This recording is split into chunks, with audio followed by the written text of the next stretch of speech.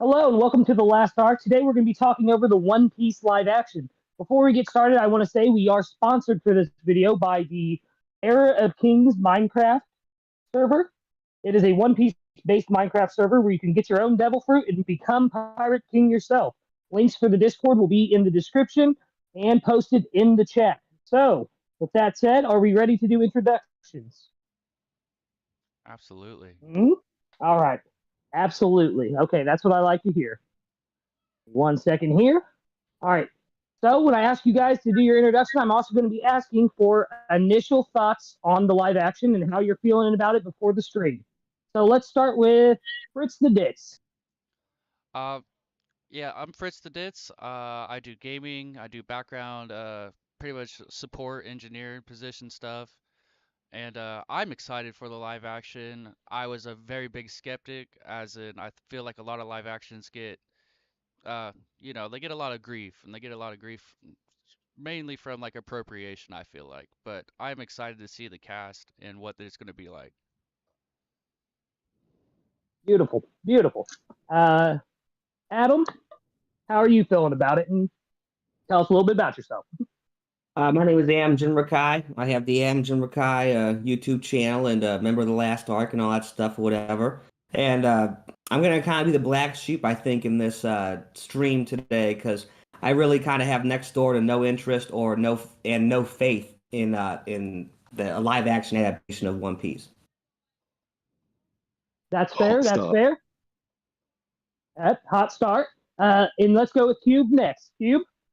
So what's up, guys? Cube of the Red Sea, as you know, captain of the Red Sea Pirates, also leader of the Red Sea Kingdom. So now that I've given my introduction, as for the live action, I'm a hopeful romantic for it, but I'm also worried for, because of the previous live action, but I do like the effort. But you'll hear more thoughts of it later on during the stream. Beautiful. And Din Din Cushy, let's hear from you next, my man. I am Denden Kushi. On the channel, we solve mysteries, and I do Fritz. And how are you feeling about the live action? I am like I'm somebody who's like, as you guys know, I've been around for a little while, like not ages or nothing, but a little while, and so obviously we've all seen these things fail. So I feel like I should not be excited, but the hype inside me, I can say it, the truth on stream right now, is just unbelievable. I'm ready to be crushed and disappointed. I love it. And last but not least, our lovely lady, Miss 3 Day Trip. How are you feeling about the live action and want to say something about yourself? Well, I have never experienced live action before, I don't think so. I'm completely unbiased about it, so I'm really excited. I think it's gonna do well from what I've heard so far. I'm really looking forward to it and learning all about it from you. So let's Yay. go. All right. And I am Straw Hat Lucas. I'm hosting the stream today. A little different. Usually Adam is the main point man on these things. But after the introductions, I'm going to segue us now into other live actions and why they failed. I mean, there are numerous examples, but the one I want to start with, I think, just to get it out of the way, is Dragon Ball Evolution. I was about 16 when Dragon Ball Evolution came out. I went and saw it in theaters. And I won't lie, when I first watched it, the first time I watched it was in the theater. I got a little bit of hyped up for it because I was like, oh, it's live action Dragon Ball. But then I got I won't even lie, a pirated copy of it on a DVD, and I watched it again at home, and I was like, wow, this is terrible. Why did they do this? So what are your guys' thoughts on Dragon Ball live action? Let's shoot to Cube for this one. So honestly, at first, I wasn't really that excited because, as you know, I haven't seen one live action that was successful.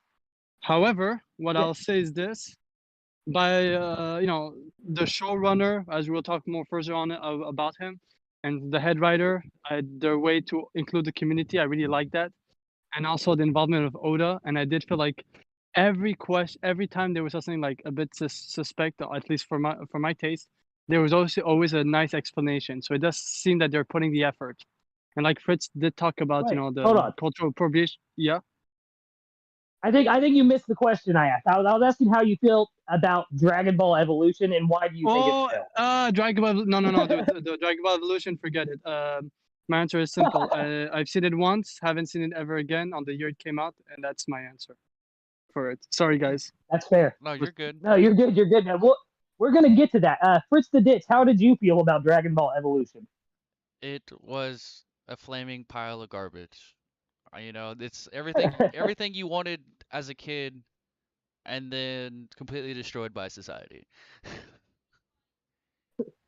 Like And you, the one I'm excited to hear from the most, though, is sorry, Chris, go on. no, you're good. I am excited for the next. I think I know who you're gonna call to next. Yeah, I want to hear Adam. You are one of the biggest Dragon Ball fans I've ever met. You read the manga way before most of us here, so I want to know, how did you feel about Dragon Ball Evolution? Yeah, I too saw it in theaters when I was like, I don't even know, 16, 17, something like that. I don't remember what year it came out. I was excited for it, obviously, but it was a colossal disappointment. I don't think I liked any moment of the movie. I knew something was wrong even as a kid. My deductive analyzing skills were not the greatest, but I knew something was wrong when Goku was going to a high school party. Um, but I really hated it. I thought it was just the worst thing. And then my biggest kind of issue with it was growing up where I grew up, the worst thing you could be was an anime fan. You know, it was just like worse than anything else you could possibly be in high school. And I used to have to do now all those same people will post stuff on Facebook and I'll see, oh, you like Dragon Ball, but you made fun of me or whatever for just all sorts of stuff like that. But Yeah. the amount that I felt that Dragon Ball Evolutions set back anime not even coming to the mainstream, but just being accepted as a medium period. I mean, it took comics themselves even though comics are the oldest thing ever created, cave paintings are considered sequential art. They're considered comics. It took until the 1970s for comics to be taken seriously as an actual art form and medium in America, at least, and most of the world.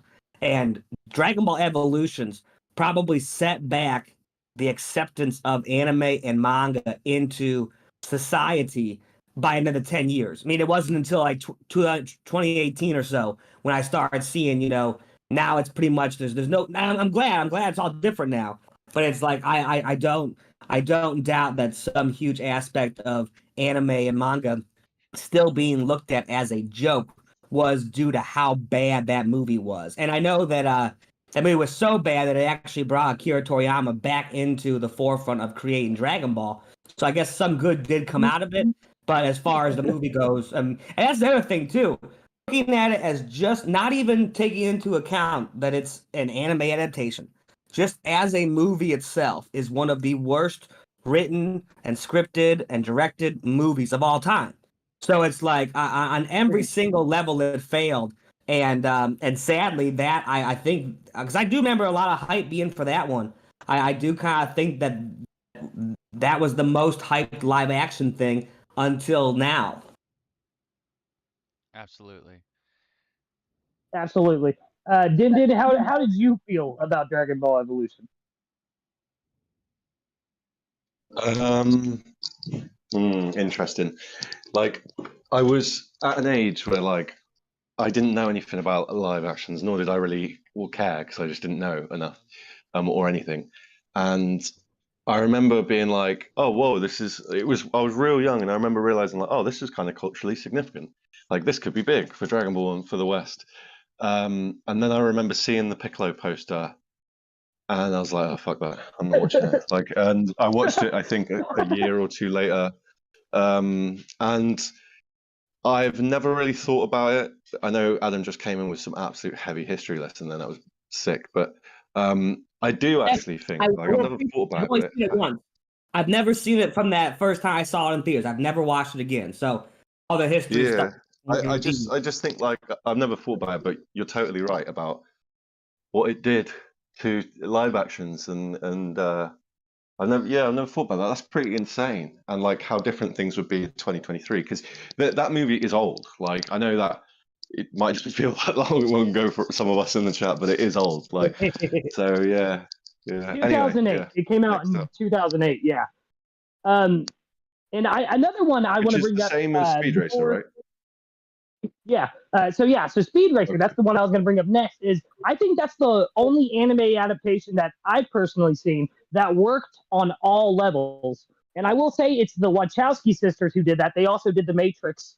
And I think that's why they knew what they had to do with it. And what's crazy is that critically failed in the box office. But I saw that in theaters. I bought the DVD when it first came out because I was a huge Speed Racer fan. It was a nice memory for my childhood that me and my father would wake up on Saturday mornings and watch Speed Racer. And I thought that they executed it so well. The races look magnificent, and it's because they leaned into that almost fantasy style that anime had, especially like early 60s anime like Astro Boy and stuff like that. And the next failed live action, though, that I do want to bring up is Cowboy Bebop. Has everybody seen the Cowboy Bebop action? I've seen the first episode. Okay. Fritz, did you watch it? I finished it.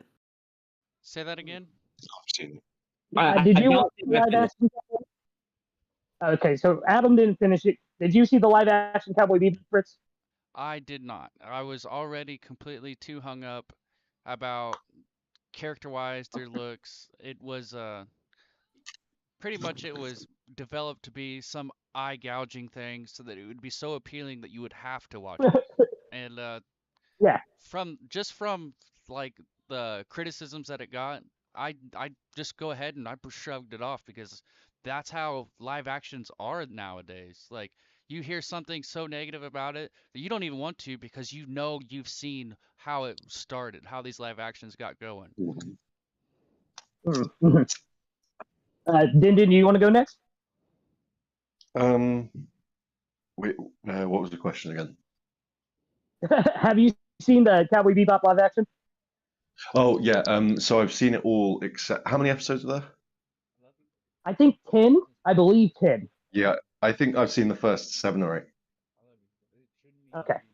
So you didn't see the ending. Okay, Cube, have you seen the live No. action Cowboy Bebop? So I know what happened in the live action because I didn't watch it. I read it because I knew it would be bad. And I think the guy who made the thread on Reddit, it's gone now, had the best title. Why even 10 seconds was too much for this franchise. So yeah. Yeah, I then- watched the first episode, but I did watch. Shout out to Bennett the Sage, his YouTube channel. He has 2 great review videos, pretty much breaking down exactly what happens and why it didn't work, and what exactly behind the scenes was bad and all that stuff. So I do know basically the whole story. I just did not watch the other 9 episodes. If I could get a link Yes, to yeah. that later after, that would be amazing. Oh yeah, definitely, dude. Of course. See, I'm going to play devil advocate because I think that the problem with the Cowboy Bebop live action was the writing. I think they chose poorly with the writing, and there's a spokesman at Netflix. I believe it's one of their higher ups, one of their CEOs. And he said that the problem with the Cowboy Bebop live action is the writers didn't want to stick to the original source material. And I think that is one of the most prevalent problems that live action manga and anime adaptations face, especially in the industry now. And there's this great quote that Kevin Feige of the MCU said, especially when it comes to those comic book movies, like Adam was saying, is that when you come to a problem in a script, instead of trying to come up with your own way to solve it, go back to the source material, and that's where you solve it. And I think that's where Cowboy Bebop failed. They introduced the main villain way too early. He was not as much of a Mystique type character. I thought most of the casting was pretty well. I did not like the girl that got to play Faye Valentine. I think she was a wooden plank. That could have been the writing, though. And then, obviously, the atrocious Ed scene, which, 3Day, I know I haven't called on you for this, but I know you had said you hadn't seen too much live action previously. But yeah, that atrocious Ed scene at the end, because I watched the whole thing. The night it came out, I stayed up for like 10 hours and watched the whole thing. And the first episode, I was like, okay, this could be good. It's kind of leaning towards not. And then by the end of it, I was like, why have they ruined this amazing show that I love? But I do feel like if given the proper writing, the visuals were okay. The visuals weren't that bad.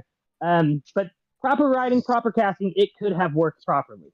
The reason I bring up Cowboy Bebop, though, is because Tomorrow Studios, the studio that did Cowboy Bebop, is the one that's going to be doing the One Piece live action, which is kind of not the best. Yeah, it's kind of not the best news. And I knew Adam was going to chuckle at that. I did. That said, I've looked up some of the other works from Tomorrow Studios. I had a list pulled up so that I could kind of read them off for you guys. And I won't lie, most of their projects succeeded. And I will give this to the Cowboy live action. With audiences, I know it scored low with critics and stuff. It actually scored about a 3.9, so almost a 4-star review. So it hit with general audiences, but it failed with the fans. And that was the major issue there. Well, and that's something that I want to ask you mainly with all this stuff that I wanted to bring up with that is, who do you think that this One Piece live action is for? Wait. for- Can I just get in just before that? Yeah. Just before that, so I Yes, can Cindy, tie go. over. For me, I watched it and I kind of was on the same vibe as you, Lucas. I was like, I'm gonna just watch the whole thing, and I just lost. I don't know. It was too mid by the end of it. But I am gonna proudly say there's something in there. I think, like there was something. I'm not sure if it was the cast or something, but there was something in there that was soul. Like there was a bit of soul, something spicy in there that I personally think. And I know it got absolutely hated, which I get it. Like I get the reasons why, but there was something in there that I think like I don't know what it was, but they captured quite nicely. So if I don't know, you kind of see it with the live action. I will with say One that. Piece now as I well. think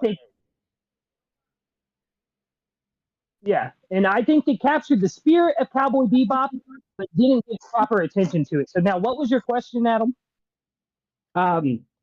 So for one, just to talk about the Cowboy Bebop stuff, whatever, it was very the Netflix formula was very present. I'm sure we're gonna see Arlong in episode 2 or 3 to build him up to be the big episode 9 villain. We'll probably see some Smoker stuff hinted at way earlier. Stuff like that they did with Vicious, and knowing what they did with Vicious and kind of making him a total bitch, like a total. Vicious is vicious. He's one of the most badass villains of all time. And in that series, I think I could have beat him up. And I'm a lover, not a fighter. So, and I mean, I want to say that he did get kind of beat up by a girl at the end of the whole thing. So, say what you will about that, whatever. But with that Cowboy Bebop adaptation in mind and that studio, my big question for Straw Hat Lucas is who do you think this live action is being made for? A little bit of diehard. I think it's made for the One Piece audience. Yes, and I think it'll be a good, because one thing I will be pointing out throughout this entire stream is that Matt D. Owens, the showrunner, has said multiple times he's not adapting the anime. He has never once gone to the cast and crew and said, "Look at this episode of the anime. That's what I want." He's always gone back to the manga, and that's a good sign right there. But I think that it's not only for just to give some reference, like some of the people that are in this call right now, myself included, have sat in a call with him where he's asked about stuff like that, like how close to keep it, how much can they change, all this stuff. So it's one of the reasons why I'm hyped. He definitely seems legit. He's definitely in Nakama. So here's my big thing, because that's great. I know John Cho, the actor that played Spike Spiegel, was a Nakama as well or whatever, and ultimately the studio is not after, like, they're expecting the One Piece fans to watch it. They're expecting us to tune in and give money for it. This whole thing is about getting new mainstream fans and not really kind of getting us fans that already experience the manga, already experience the anime, already consume everything there is to consume One Piece. It's not, they think we're in the bag. It's not going to be made and geared towards us. It's going to be made and geared towards people that don't watch anime. The fact is, it is being made. It is being made. Like it's real. It's coming out this year. So Well, that gives it prevalence for us to I totally agree. It is being made to try to appeal to a different fan base that already exists. And then my other big point with all of this stuff is, let's say somehow they do condense 100 chapters into 10 hours of television, okay? And then it's a perfect one-for-one adaptation. They're two different things. They're two different things. Like Well, a perfect one for one, and then a 10-hour. Well, that's what I'm saying. Even if it somehow appeases both new fans and old fans and tells the exact same story, what is then the point of even making it live action? If it adds nothing that only live action can do, to me, the only real point would be to kind of advertise itself to more mainstream audiences. Okay, so if Hold on. If the idea is to real quick. Oh, sorry. No, yeah. So that is exactly the point, though, Adam. It's supposed to bridge that gap between mainstream audiences and die-hard One Piece fans.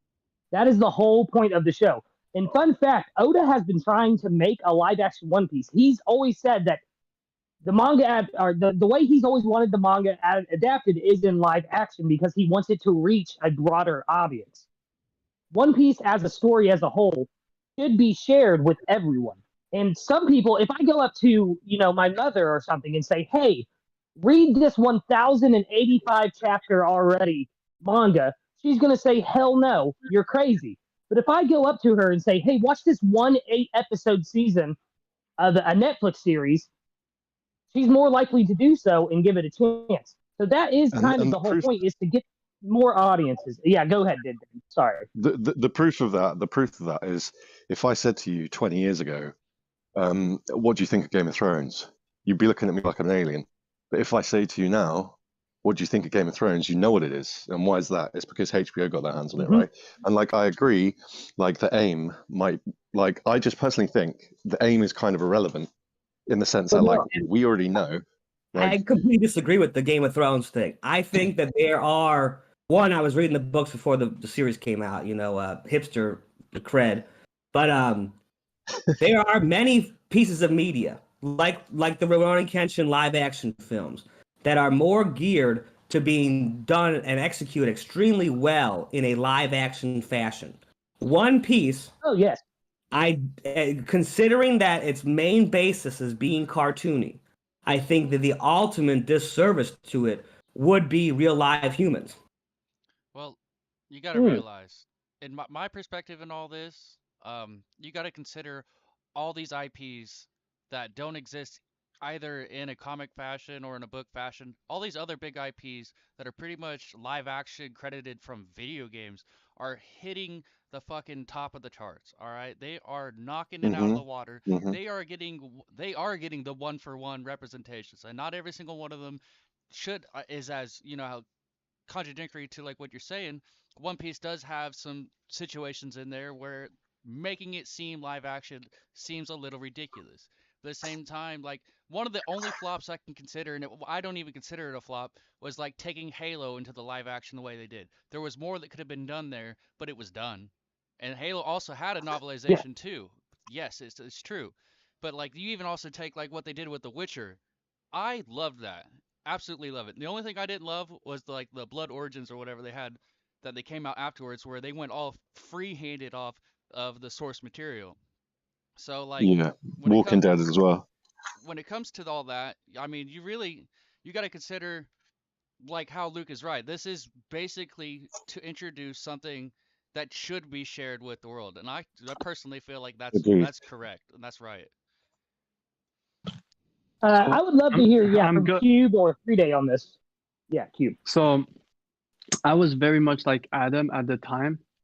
And while I was doing also all of you, we all did our personal research, came up with the same thing with Lucas. Is also Oda has now finally given the green light. And my whole thing is why I'm curious and why I'm open-minded, even though, I'm a hopeful romantic, but I wouldn't be shocked if it flops, because of the previous live action. I just realized I want to know why Oda chose now is the time. What were the reasons? I don't think it's because he was the team that proposed the Well, live action, like convinced him. he did state, Yeah. right, like his lifespan is relevant to this. So Yes. so there are a lot of stuff. So, and since he does seem, and what I say, he does seem to put some involvement in which he has said 2 times where he regretted and afterward not being able to go see the live action studio, and then he talked about in the last letters and he saw the stuff. There's still some stuff to be worked about. So he does show that he does go, like, he's keeping an interest, and I want to see, as a theorist, what Oda includes to it. Or is it going to be added stuff?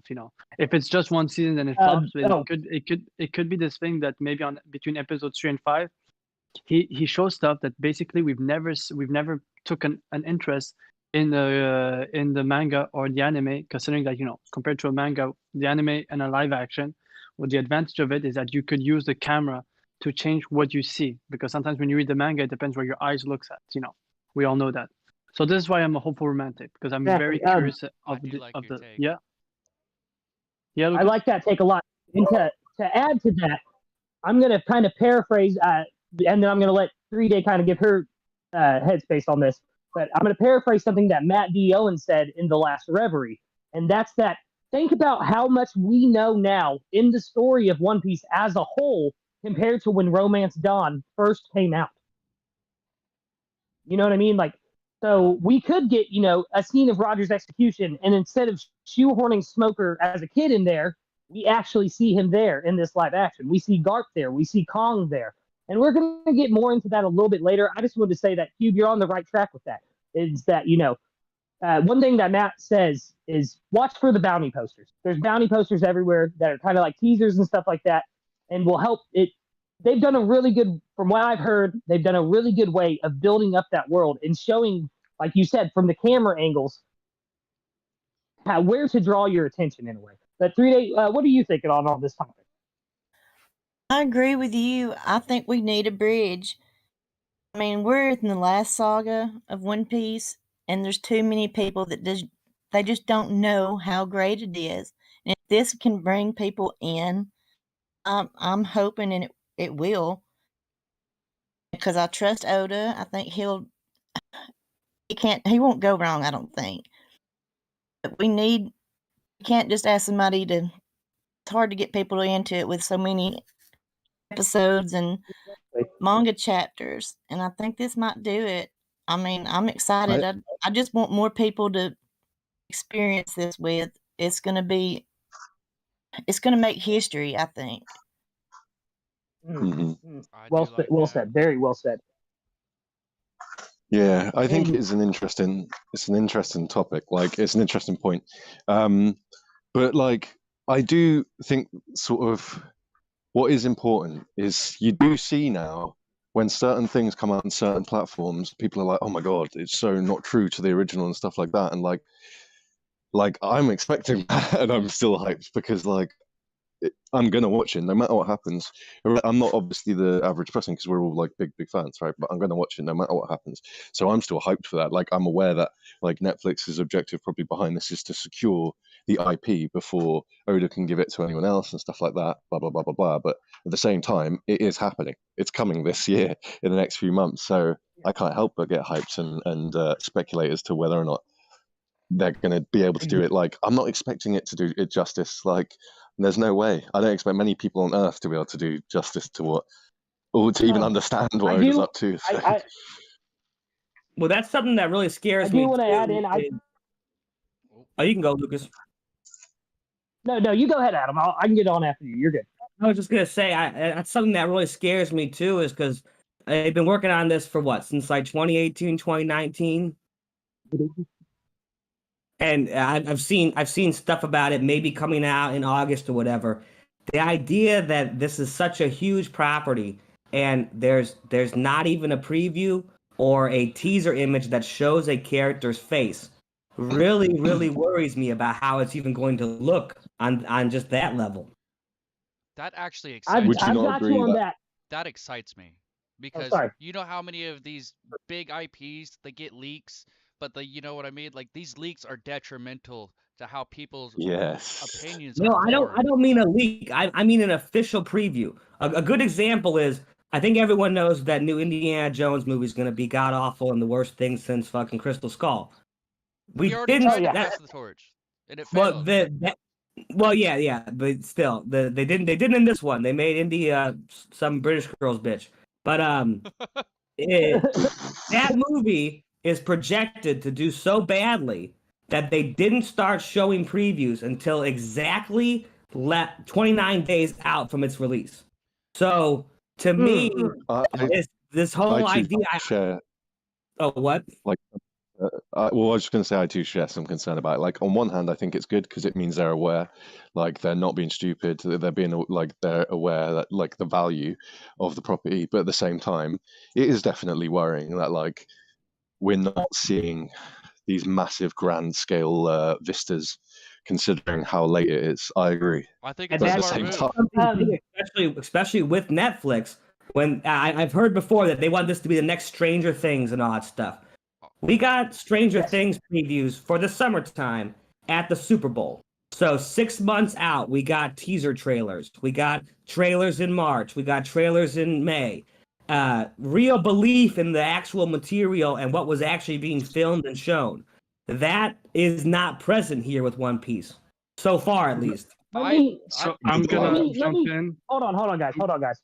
Before you jump in, let me ease Adam's worries on that a little bit. The reason I pushed for the stream to be today is because everyone's speculating about August, but in reality, it'll probably be September, late September at that.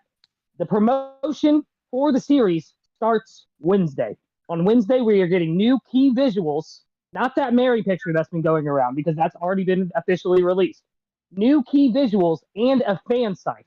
Rumors and leaks are saying we're getting the full opening or a teaser trailer. I don't know how correct that is. And I'm pretty sure Toodum is what it's called, is in the second week of June. So promotion is about to ramp up. And for new series like this, even with Stranger Things, for that first season of Stranger Things, they started promoting 3 months before the first season of Stranger Things came out. So for like the fourth season and stuff, yeah, they played it at the Super Bowl 6 months before, but that's because it's already established. So 3 months of promo is pretty much on par with every film nowadays. Like, think about when No Way Home was coming out. We had nothing for months and months and months on end, right? But then September hits, we find out it's coming out in December. September hits, that's 3 months before, and we get all kinds of, we get a trailer, we get cast pictures, we get all of that. So it is kind of on track to do that, but I do think you're valid. I think you have a valid point in being worried that they haven't shown as many key visuals. I will get to that, but I do 3 months out. I will accept that you're right. The industry standard is kind of 3 months out now. I was looking at from August. If it's supposed to be like September 1st or something like that or whatever, 3 months would fit that perfectly. I will concede to that point. And I'm gonna jump in on something that I do think, knowing how they kind of know also a bit more the community has different live action, they do play on it because I don't remember 2-3 months ago when they had revealed the marine forms were okay, but they just looked a bit weird. And then 1 month ago there were leaks of some of the actors on set, and it was the Marines, clearly not the same uniform. It looked much cleaner, much better than what was shown. Yeah, like I don't think it's for everything, but I think for some things they're intentionally showing something that they know people will really be hyped about, to surprise them. Nothing for everything, but I do feel like they're playing because it's very weird. Adam is right to be, and Denton also said it's weird that taking so long to get their review thing, and they keep saying, "Don't worry, we're sticking to the source material." And then we saw the Marine thing that did not look at it like that, So that's why I do feel like they like to play with it. I'd like to say that it's all for good reason, because you got to consider the critic killers of the anime manga communities and how they respond to live actions because of the original source materials like Dragon Ball. Like, you have to understand, like, some of this stuff comes out and how well they have to protect when it comes out. They have to be very careful with their IP in this situation because the communities themselves will be so unaccepting to it because of their past experiences. Yes, and that's 100% valid. I think now would be a good time to segue into my next topic that I want to go over with you guys, and that is going over the cast, some of the ships we've seen, and the cost of each episode, which I know, Adam, we're asking about that kind of last night, and I've got some good numbers for you, so don't worry. Chris, can you pull up the cast pictures, please? Yeah, I'm gonna go ahead and shift it over, and let me know if everything still looks right once I get there. Okay. Okay. So I have this. There we go.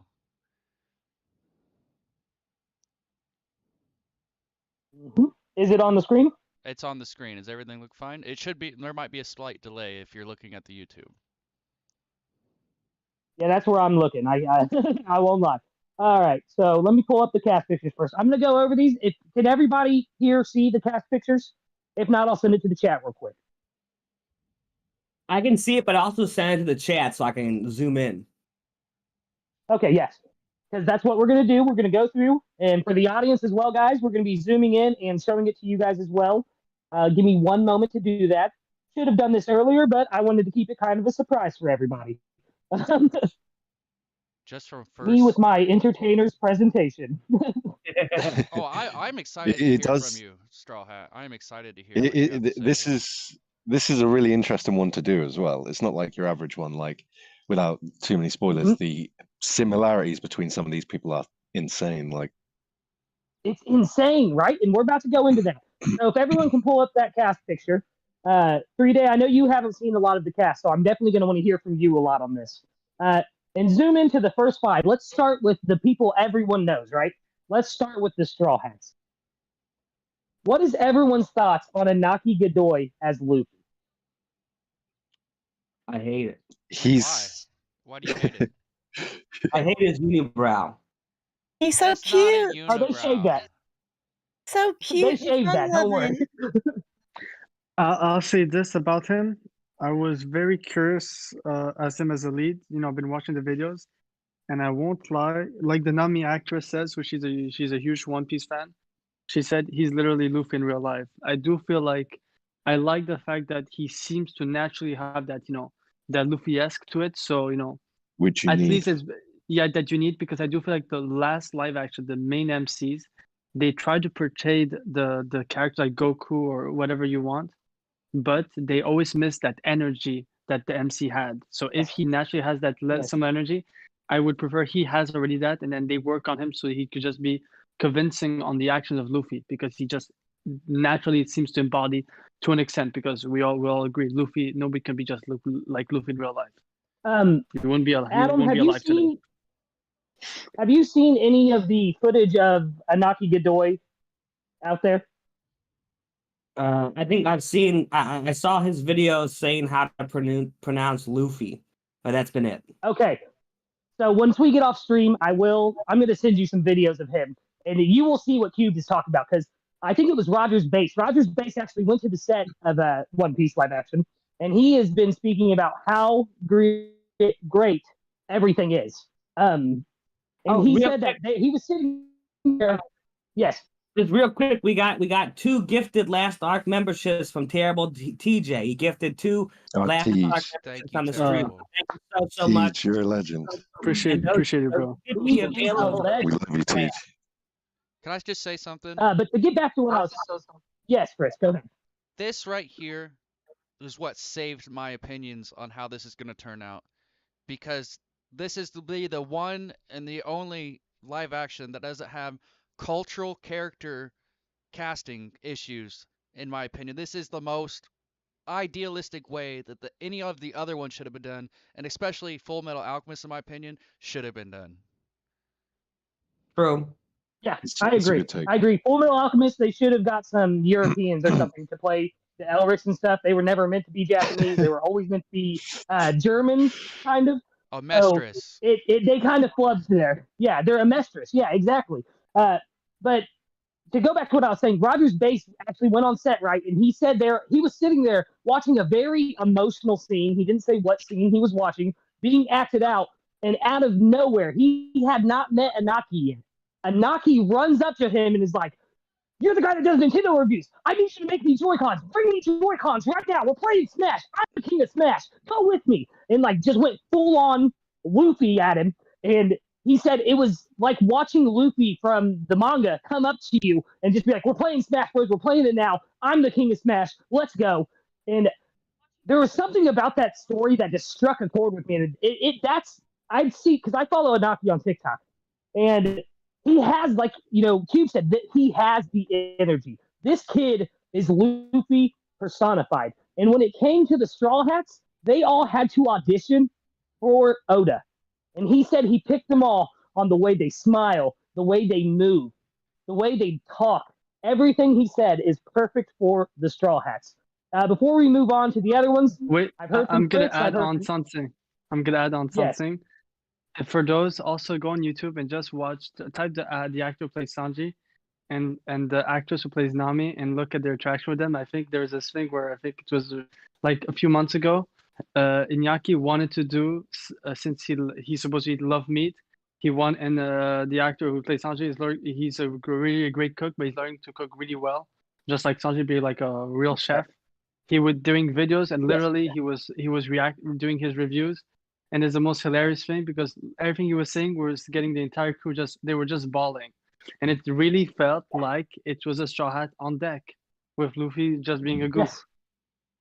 and he was just talking. So Dindin, It what? was natural. Yeah. Dindin, what do you think about Anaki as Luffy? He's the one that I'm most sort of out of all of the Straw Hats, the one I'm most intrigued about. Yes. The one I'm the least sure of, but after listening to all this, I'm just hyped. I'm convinced already. Yeah.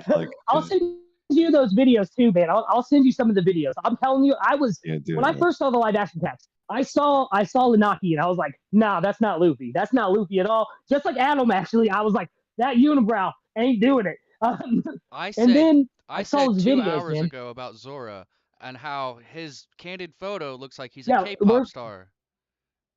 Yeah. Definitely. But his footage, his picture from on set looks great. Sorry. Yeah, like Sorry, when you Luke. look at them there, he looks more like Sanji's actor looks more like Zoro there, right? But now Zoro's like the actor's cut his hair short, I swear. So he looks like more like Zoro. And he pierced his ear 3 times to do the earrings properly. I would love Adam's take on Zoro as well before we move on to Cube and 3 Day on their take, because Adam, you've seen the Rurouni Kenshin films, and he was actually the main villain of the 3rd, I think, Rurouni Kenshin film. He was Shishio Makoto? Yes. Well, okay, so yeah, in that movie he's in all bandages, so I really did not see his face. Oh wait, no, then that wasn't it. That wasn't it. Then it might have been the second. I can't remember. He's the main villain of one of them. Okay. And he used your sword style in it. I'm gonna pan to this picture of Zoro and his comparison real quick, and then we'll go back to the cast. Yeah, you're good. Just as a slight. Yeah, I don't like the hair. I don't like I'm not a huge fan of the Zoro casting. I understand that he has sword skills, but just the hair there, it's just a crew cut. I don't get it. The only ones of the main crew casting wise that I like are Nami and Usopp, and even the Usopp one not having the nose bothers me extremely. Yeah, but you have to think though, in a live action medium, a nose like that won't work. And the whole thing about Usopp having that nose is it's to show that he's a liar. It's a callback to Pinocchio. It's to show that he's got the long nose. He tells. But I agree. Let me get Hyde in 3 Day. I want to hear your guys' opinions on McKinyu as Zoro first.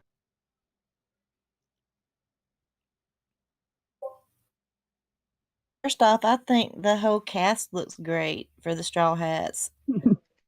Luffy, he looks so fun-loving and free-spirited like Luffy. But I'm not actually going into this thinking I don't like this before they've even done anything. I don't think that's fair. Well, I Who feel cares like about their hair, really? It's not even about that. It's about the story and the experience and the journey they go on. I would love to be able to judge that right this moment, but the only things that I have to judge are these things. So to be critical about them or liking them, I think is all that I really have to actually go on, not just, oh, I heard this guy say a cool thing, or oh, this person, I trust him even though he's had no experience in Hollywood. Well, Stuff like that, I think, is much less of a proper thing to go on. yeah, I mean, That's like fair. Lucas asked me like obviously what my opinion was, and what I was going to say is like it was when I saw the leaked images of the blurred footage of the Three Sword Style, like that's when I was like, oh, rah, like this dude looks legit. Again, I was impressed. It's not like Yeah. easy for me to be impressed by live action. I was like, oh, dude, like yeah, you could just really feel it from all of them. Like 3 days in. And now, next cast member I'm going to ask about is Emily Rudd as Nami. I've watched the Fear Street trilogy. I believe she's in only one of the films. She killed it in that. I've also watched some short films that she's had on YouTube. I really think that she has the emotional capacity to pull off the most important scene, really, in the East Blue Saga, which is the Help Me scene. But I want to hear what you guys are thinking about Nami. I actually really like her. I think that she's probably the best casted in the whole thing. Beautiful. Listen, all I'm gonna say, because I think it's the best casting, because I didn't know about her, but apparently she was known in the community of being an actress who was very vocal for her love for One Piece. And the thing that convinced me for it is after she was announced, and I followed all them on Instagram to follow up. And the first post that she made is because around that time, the chapter 1044 was released, and I hadn't seen it yet. And I remember the first thing I saw about it was her Instagram post, Just Vlog, saying that 1044 chapters are with Just Fire. And that's when I said, okay, I'm convinced, That's And Nami. apparently, and as I went further, they just said Nami is like the ultimate One Piece, encyclopedia. So, and I like that, that at least there's one member of the cast who's really, really a big fan of it, Yeah. Just to add to that, all of the cast have caught up to the manga now. They asked Matt personally, like, hey, should we watch the anime or should we read the manga? And he was like, don't watch the anime, read the manga. I think that Naki watched some of the anime, but after he read the manga, from what I've heard. I don't know if that's true or not. That's just kind of rumors and hearsay. But if that is true, that's a really good sign of them understanding the story, in my opinion, That's better amazing. than if they had just watched the anime. That's It's amazing. I mean, the minute Anaki got the job, he went out and bought like the first 40 volumes of One Piece so that he could read it and understand Luffy better. So Fritz, what do you think on Nami's casting? You like her? Character-wise, casting-wise, I think every single one of this, in my opinion, is a home run. And it's exactly how I said before. This will be the one and the first and only anime live adaptation that has the character castings that it does have, without like completely spitballing one character like DBE did, like with having one main character culturally displaced in an entire another place, go into a school. Like that doesn't make sense. This is completely going to be on the line of time to place. I think she looks Yes. good. I think when we see her in character, she's gonna blow everybody away. And to add to what Fritz just said, Matt Owens on stream said that the scene he is most excited for fans and new people to see is the Help Me scene of Arlong Park. Adam, I saw you unmuted. Were you going to say something? Oh, no. I know. I know. I just muted because I'm making a cigarette. Oh, no, you're good. All right. Din Din and 3, I want to hear your opinions on Emily Rudd. Go on, 3. I'll let you fire.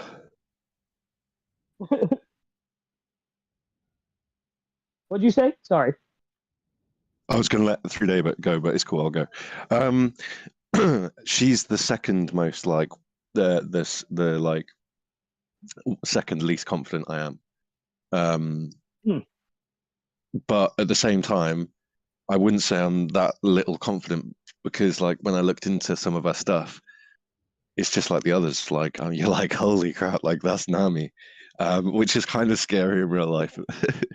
That there's people like that out there. But that's about it, really. Okay, in 3 days, I'm excited to see her. I know you kind of went over the whole cast, but how are you feeling about Emily Rudd? She's gonna do good. She looks like she's ready to tackle the whole weather witch and thieving stuff too, and I bet she'll nail that scene you was just talking about, the help me scene. I bet that Yes. will hit hard. I'm Can I very just excited ask to see it. quickly? Yes. I just want to ask, do we know who the biggest person, the biggest like star per se, is out of all these people? Is that Emily Rudd? Because she's been in quite a bit for her age and stuff. I is Um, her, and they get Jamie Lee Curtis for season 2. Yeah. Is that confirmed? It's basically confirmed. Her and Matt Owens have both said that if she happens, she will be Correa. Sick. Yeah. Sick. Yeah. I was gonna bring it up after we went off all the cast. Yeah. Luke, Yeah, that is amazing. So let's Hey, Look. You're lagging. take 1 sec. Yeah, while you're taking 1 sec, Luke, I just to comment on the Jamie Lee Curtis liking it, and I actually really, really love Jamie Lee Curtis. I'm a huge fan of the Halloween movies. I liked her in that Everything Everywhere All at Once movie. Obviously, she won an Academy Award for that. I am very excited that someone of that, a star, I guess, of that caliber is interested in doing it. But obviously, that does depend on if they get a second season or not. I was Yeah, going and to say I'm to gonna- touch on that. Um, It's all about whether or not they get that second season, and if they do, all these kids, like all these famous people's kids, are going to want their just like Jamie Lee Curtis. I think it was her niece or something, right? Who watched it. Hopefully, it'll hook them up, and season 2 could be insane. Like It could be insane, but also actually, imagine Chopper computerized and how does oh that no. Also, what I like about Jamie Lee Curtis, for those who don't know, a few years ago she was at Comic-Con, and I don't know for which movie it was, but obviously Comic-Con, it was a big Hollywood movie, and they asked the entire cast if they had one last acting job, which character they would play, and Jamie Lee Curtis directly said Nico Robin. Oh, That's what I'm excited for. She's it's not like she's a big actress who is she's just like 70 years old. There's just no Yeah. way. all right. Yeah. 1 sec. yeah, that all comes from she is close friends with Brina. I can't remember her last name, but the voice actress for Chopper in the English dub. He's like close with her. Yeah. So let's move on. I want to get through the Straw Hats, and then we're going to kind of power through the rest of the cast. But Usopp, Jacob Romero Gibson. This guy.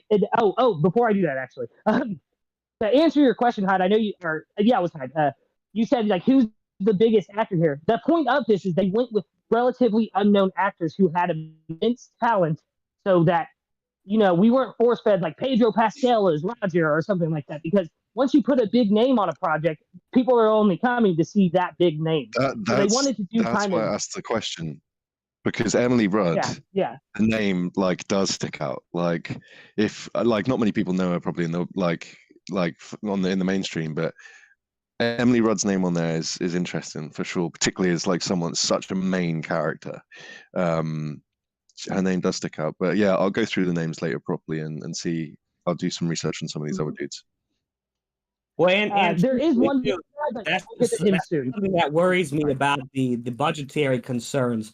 Is the same thing happened with Game of Thrones originally, where you're spending so much on special effects that you have to hire the bottom of the mill actors to be able to afford it. So if they can act great, like I said, I've seen those Fear Street things, so I know Emily Rudd can act. Like I said, I'm probably the most confident in her in the cast acting wise or whatever. But the rest of it just kind of worries me that everyone's no name because this has no extra money because they're all focusing on Luffy's gum fruit, which will most likely look terrible. Yeah, it's worrying. But one thing I would say is which is concerning, is HBO, obviously they ran the pilot of Game of Thrones and it failed miserably. And there was people already there that knew what needed to be done. This is not going to get the same treatment. Netflix are on a different planet, I imagine. I don't know that. I've never worked for them or anything like that. But production-wise, I imagine they're on a different planet when it comes to they'll pilot it, but that's about it. I don't think they're going to put loads of effort into getting it just to triple check it's good. True. So let's move on to Jacob Romero Gibson. He's the one, I will be honest, that I have not the least amount of expectation for, because I've seen the guy's some footage. He's mostly a bit player. He's in like small parts on like Law and Order and stuff like that. So this is his first big acting role. But that's not necessarily a bad thing. Like Adam said with Game of Thrones, all of the children that played the Stark children, like Arya, and then they all started out on Game of Thrones, and they were amazing in it. So it's about acting ability. But Jacob Romero Gibson, I'm not too is convinced just like about a Maisie, but yeah. Hey, neither yeah, that's fair. Yeah. But if you watch videos of him, just like with Anaki, he is Usopp.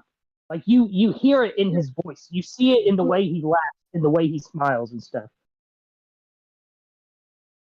So what are you guys thinking on Usopp? So I'll Cool, say cool. this. I'm like I said, I'm a hopeful romantic, but I won't lie.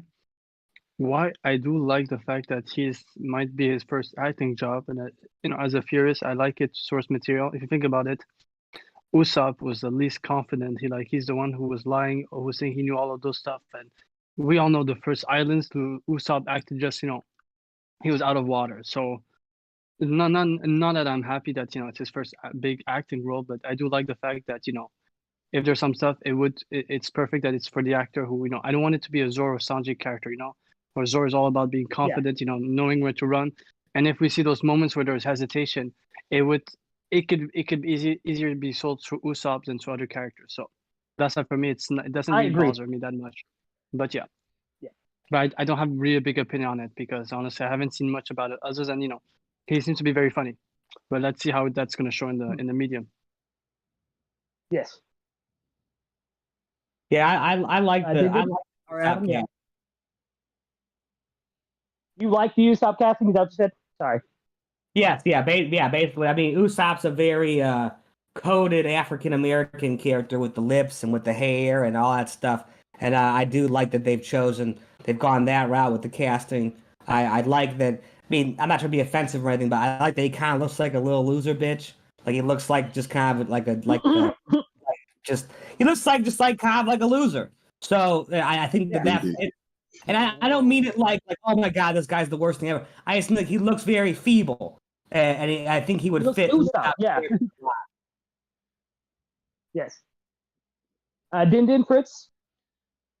I was just gonna say pretty quickly that this is all out of all of them the one that I just can't. You can't see anything about Usopp, right? Like if you saw this dude downtown, you'd be like, can we get a photo of this guy? He looks just like Usopp. Like, so exactly, yeah. It is what it is. Like, I'm gonna say, I like the way he looks, and I'm gonna like the way his goggles are gonna fit on his forehead. But not to demean this guy. Every single one of these guys look like they have a certain amount of seriousness or appeal to them. This guy does look like he is humorous. He definitely getting an Usopp story of having 5,000, 8,000 men. It's gonna be funny and it's gonna be great. Honestly, I can see the appeal. Yeah, I think his comedic timing is gonna be the biggest playing up. If he can succeed at that, he will be solid as Usopp. 3 Day, how are you feeling about the Usopp casting? Okay, I'm kind of ignorant on the whole subject, but when I look at him, I'm wondering how well can this guy lie? That's exactly. Yeah. Can he be Very well really looks cowardly and brave at the same time? You're gonna want to believe him. Yeah. Okay, so I think it's gonna He be looks great. I terrified. think he's gonna really make a huge difference in the whole thing. He looks great. I think it's gonna be good. Beautiful. I'm ready for the Okay, next so one. I'm gonna move. Guys, plot Yeah, twist. so am I. The Usopp actor is not actually an actor. He just lied to get the job. He's just method. He's just method. He's just that method. I'm excited the most for Taz Skylar as Sanji. I'm sorry, I'm still laughing about Cube, but like Hyde said earlier, this guy, actually it might have been Cube. This guy has gone to extreme lengths to be Sanji. He has taken up Brazilian-style kickboxing. He has done months and months of cooking classes.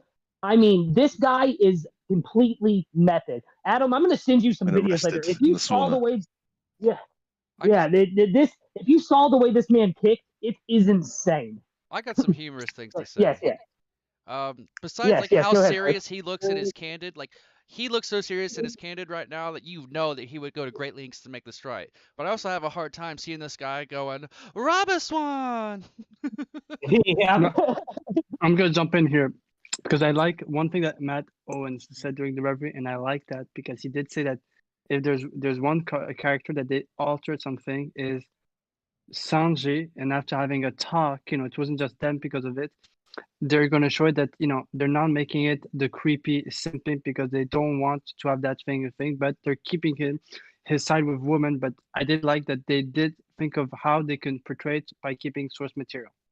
They just said they had to remove the creepiness because it's true. There's some stuff that are just Yeah, red I flag. think he said that they're gonna make him like more of a flirt that just gets rejected all the time. Like, Yeah. which I like That's that. I impressive. like that. I'll jump in. Like, Wait, just before I finish, the one thing I like also is his relationship with the Zeph actor. They played father and son Yes. in the past. Yeah. That's the last time I was gonna end like that. Yeah, I was just gonna jump in and yeah, say, they like, did. I can't comment on this at all because, and this is completely real. When I look at him, all I see is Ben Affleck playing Eminem, or more specifically, like young Slim Shady. And that's basically that's what I was gonna say. Like Lucas, you were mentioning about how he's great at kickboxing or whatever, and that's really cool. I'm glad that he's doing all that. But like none of Sanji's biggest moments in my head come down to kicking. So that worries me. Yeah. And I will say that I think I personally the casting that I hate the most is Sanji's casting. I think that the character Sanji, he's got a face. So the actor, he's got a face that I want to punch him in the face. Like Zorro. He looks more like Zorro. He doesn't look like Zorro, but he looks like a douchebag. So I want to punch him in the face. Sanji does have that quality. Sanji has you want to punch him in the face because he's a brat, not because he's a douchebag. And I think that they totally went a separate route with that, and I absolutely hate his casting. I can't hate on anything. I'll send you some material and see. Yeah, I'll send you some material and see if I can change your mind a little bit on Sanji's casting after the stream, my man. 3-Day, what were you saying about Sanji's casting? Okay, when I see him looking so serious, it does make me kind of think back that Sanji was born into German 66, and he has a very serious side. When this guy plays that part and comes out Ooh, yeah, true. being a different person than what he's shown right here, then I think he'll embody the character well. And also, there's something I read. I have to do the stuff, but maybe Lucas, you know more about it. Is that also the thing that was talked about the Sanji actor is his accent of English because he comes from a certain area that has connection to both English Royal and French Royal, and so basically it still has a French theme, but I like it because it does stem on this Germa thing. Because apparently his accent, they want him to keep the accent, his own accent. Plus, he was his being born the way he was. Him and his brothers were all not cyborg. What do you call them?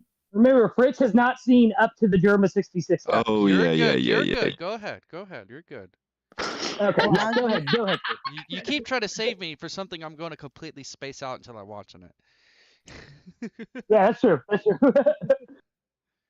So basically, everybody. You can go ahead, Tree. Sorry. Everybody drop spoilers in the chat. That him being like that kind of made sense too, in a way.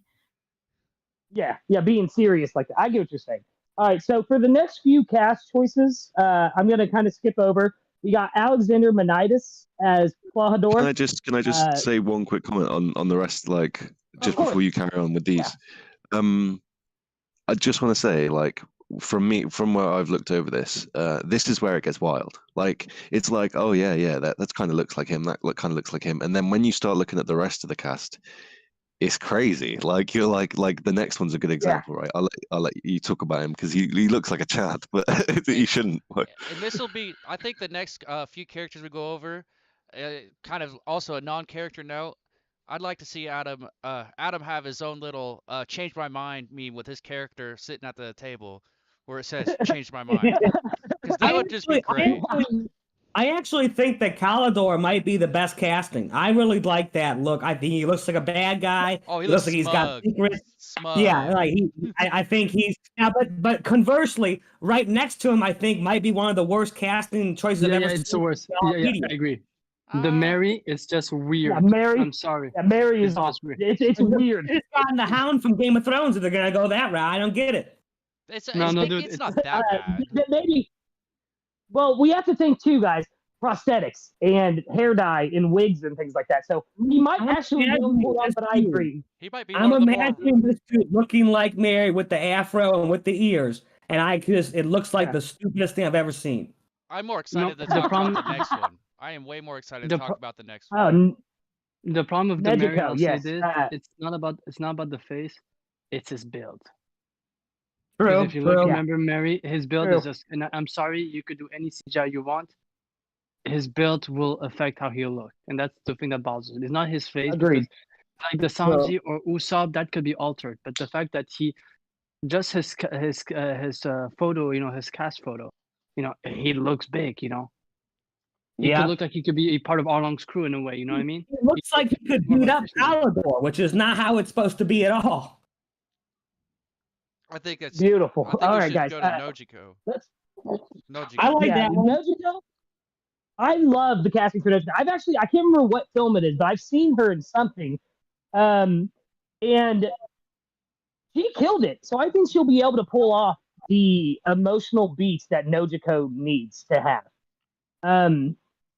Like I said, guys, I am going to try to speed through these a little bit because we're probably not going to go over all of them, but I want to hit the major ones. So after that, we've got Spin Roy. Oh, Wait. sorry. Go ahead, dude. I just want to make a quick comment, then you go to the other one, because I'll say why, as a theorist, this is one of the things I liked about this live action is when I first saw his picture, I was kind of confused because, the dark skin thing, and then I looked back because I was told to look back at Arlong Park. And if you look back, even between the manga or the anime, it's so that she looks more tan. And I like the fact that we are also getting, for me, at least for Nojiko, I got educated on the fact, oh, okay. Then I thought of, that's interesting. It changed a lot of the ideas that I had for Nojiko. So I like those kind of, fun facts, Yes. Yeah, I agree. I think it's a really well, and it plays into the fact that Nami and her are not blood sisters, but they're still sisters, and it works really well. But yeah, so next we have Spin. Sister. Anyway, next we have Spin Roigruk. I don't know if I'm saying that correct. As Kabaji. But then we get to the next big one. Kabaji doesn't look bad.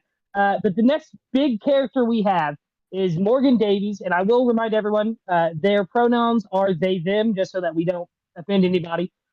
So this is Morgan Davies. They play Koby. I won't lie. He looks super. Oh, well, I said the pronouns thing and then messed up immediately. They look like they'll play a good soft Koby, but I'm weary of post Enies lobby Koby. Maybe they build up and they can do it correctly, but I think they kind of nailed Koby looking like a fragile person at first. Yeah, I like the Koby casting. I think that that person looks a lot like Koby does and reminds me of, and I could definitely see putting some glasses on them and having, looking very small and feeble, and then taking the glasses off and looking tougher. I think that he would, that they are going to be a good casting for Koby. I do like that casting. I think the next four. I will say too, they really hit hard. Yeah. We're gonna get there. I will say this: they are in the new Evil Dead movie. They play in Evil Dead Rise, and they killed it. They did really, really well in that. And that was the first bit of acting I've seen from them. And as a longtime Evil Dead fan, it was nice to see them in that series because they, like I said, they did so well in it. So, anybody got anything else to say about Koby before I move on? Nope. All is good. Okay.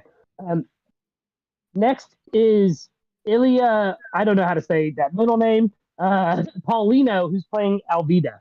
Israeli Um, Paulino. I I'm like gonna that. say I something. thought they were gonna CGI someone to be fat, and I like that they actually got someone who's fat. So I actually really like that All right, casting. that's a little. I do too. That word's a little harsh there, bro. Yeah, I'm gonna say a little something. bit, yes. Forgive I'm me, gonna but say we've all seen Alvida in the manga. I'm assuming they're going to put some CGI weight on her. You know, No. I think that works. Thick. Obviously, I we'll do have to recast for Thick. later. Cube, you were saying? Yeah, so I'm gonna say this because I'm also an admin on a One Piece Facebook group, and I remember like when last year the cast photo, and people obviously it's Facebook, so people were very very happy about all of it. And I think one of the best comment was not a comment but a reply to that comment where someone literally said the Alvida one, why is there just where's the actress of it? He was just saying that it was a bad casting, and then the best reply was a guy says, "Oh, don't worry, dude, don't worry, dude, hear me out. Some things will change. Don't worry. Just after that one punch, it'll be just like you're looking at different. And it just made me laugh. I don't remember the comment, but it just made me laugh. So I do like that, and I like the fact that we're getting the pre, and we don't know how. I think what would be cool is if, and hear me out on this, I know it's a change from the source material, is if when she shows up in Logtown, right, she looks almost exactly the same. Like maybe they put on like some makeup and stuff for her. They don't really change her weight, but she's like, look at me. I'm beautiful now because I ate the smooth fruit, but she looks exactly the same. But everyone around her acts like she's like had this amazing glow up and stuff. Like, oh my God, she's so beautiful. Which, I mean, she is a gorgeous actress. I won't lie. She is a good looking actress. But I'm saying, like, play into that. Play into the fact that you can't make an actress lose a bunch of weight and stuff to play the smooth version of Alvida.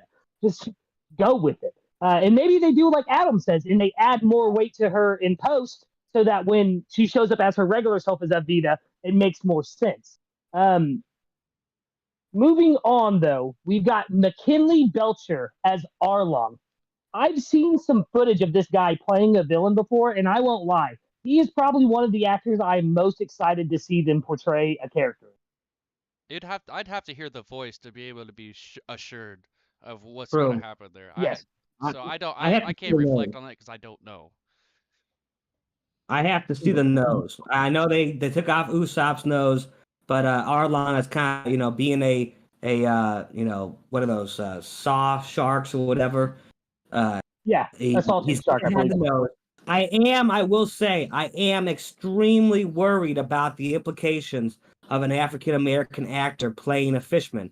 I've already mentioned before that in the manga, Oda has had to code black people as being the fishmen, but this is making it very literal. So I do worry about that, and even that they're gonna probably make them blue. So I do worry about their whole approach with going with that. But the actor does look menacing. He does look like he's gonna be like a menacing force and a threat. So I do like that, and he seems like he'd be very imposing, just from his muscles and stuff like that. So I do think that that's a good casting. I just worry about what ultimately they're going to be saying with that, going forward. Yeah. Forward. Yeah, the implications of racism. Yes. Yeah. So yes, dude. I'm excited for that fact because I do feel like to be able to make to hit an impact, and when it's something that's sensitive, sometimes in the art you have to be bold but still respectful, and I just hope they find the good combination. However, I do agree with Adam. I'm curious about the nose, but the most thing I'm curious because the nose it could be add-on. What I'm curious about is his eyes, because for all those who remember, even in the manga, is the way he looked at certain people. Bro.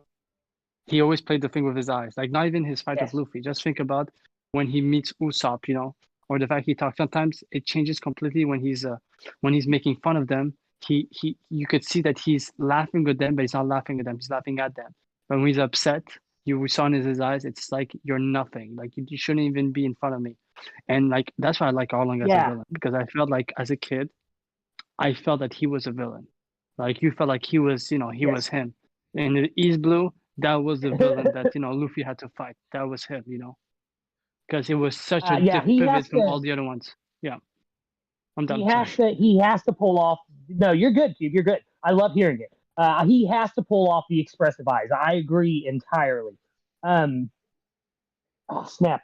Oh yeah, to battle kind of the racism, like the implications of racism by casting African Americans only as fishmen. They do have fishmen that are played by white actors as well. So I think they're trying to blend the race so that it's not just a parallel to African Americans with the fishmen.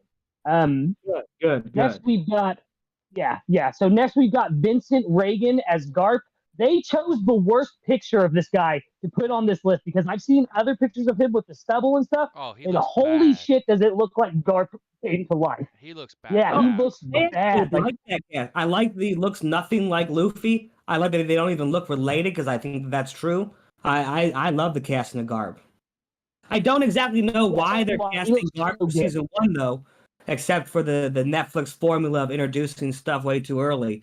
But I actually Cover like the story. casting of Garp. The Garp cover story with Kobe happens and he's blue. That's why. So do you I think that- we're gonna get Yeah, they're actual doing episodes of showing the cover stories, which is I just think sounds I think we're bad. gonna get snippets of it, like snippets of those moments. I Yeah, think they're gonna do. interweave it. They're gonna interweave it for sure throughout the season. They're gonna 3 days? make you have to want more.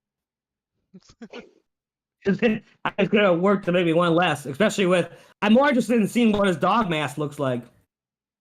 Yeah, I'm Mm. excited for As long that. as he can 3 smile, days. We don't even see him in those cover stories. We only see him in those that dog mask. So as long as he Yes, can fall 3 days. asleep standing up or eating, that'd be good. In the leaks, you can see like you can see a ship and you can see the head of a ship, which will give you an idea of the. Yeah, dog. we're gonna get there. Yeah, we're gonna get there. Yeah, I have. Okay, I'm just gonna talk about it now a little bit, and then we'll get into it more here in a while. But there was a leaked script, and I'm gonna, like I said, I'll talk about this a little bit more in full later. But from what I understand, they did the Roger flashback, how we saw it in later seasons, rather than how we see it at the beginning of the series. So like Garp being there and Sen Goku and stuff like that. okay. But that's all I'm gonna. Yeah, so that's all I'm gonna say on that. But next we have, and this is probably the biggest name actor that we have here. It's Jeff Ward. He's part of the MCU. Well, kind of. He was on Agents of S.H.I.E.L.D. for a whole season. He's playing Buggy. And I'm not going to lie, I hate that guy looks like Buggy. Oh, you I do? don't think so at all. I hate it. Hmm. I think for those watching the stream, if you're my wife and I are huge Vanderpump Rules fans, and I think James Kennedy would make a great Buggy. But I also actually Ooh, think yeah. someone he's just a reality TV villain guy. But I actually think a good Buggy would have been Ian Somerhalder from Lost, the guy that played Boone. I think he would have been a great casting for Buggy. Yeah, that's true. This is where I disagree. In which, if it's between this actor, because I see him in Agents of S.H.I.E.L.D., and between Ian Somerhalder, I see him more because the thing I like about Buggy is that he is a genius. Like, he is a master planner, but he has that foolishness around it. And in Agents of S.H.I.E.L.D., that's how he was very smart, but he had such a goofy aspect to himself. Like, he would talk about something very smart Yes. and do something it's foolishness. And so I think for me that's why I don't have an issue with it. But it's just about Ian Somerhalder, which I think, like, he would fit more of a charismatic one. Where Buggy is charismatic, but it is in his foolishness. It's not in his actions, and his inactions. Mm. That's how Yes. people think about it. Yeah, because most of the times point. that where Buggy makes big moves is when he's doing when he's not making purpose, and then he turns around and says, "I didn't say that," and then Yeah. people are, "Yes, you're right. Yes." That's what I love about Buggy. Fake it till you make Fritz, it. as someone who's only seen Buggy in the Orangetown and Logtown arcs, how do you feel about Jeff Ward's Buggy? Oh, did we lose Fritz? We might have Wait, for wait, a wait. second. Wait. Sorry. I had to step away, but I'm No, back. you're good. I got the question. How do I feel about him? Is that Yeah. size-wise, the character Buggy, he is not a super large build, and this guy definitely fits that space. You know what I mean? But at the same Yeah. time, they're masking him up, and seeing the difference will be how I feel about him in the end. Because as Buggy as a character, it's probably one of my favorite early on villains with the most amount of what would you call? He has a lot of development going on through this story.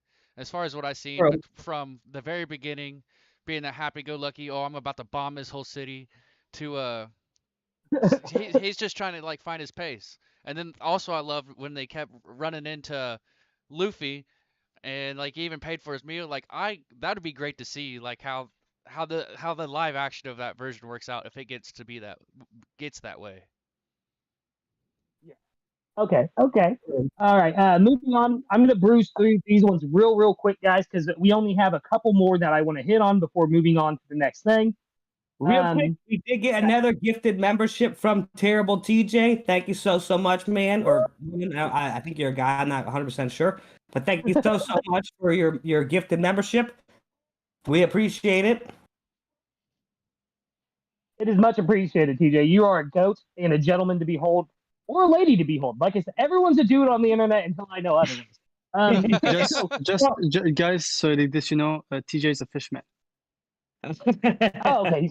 Okay. And just before you jump on too much, Lucas, I know I've said a bunch in this thing, but I actually think that Axe-Hand Morgan might be the worst casting we've seen.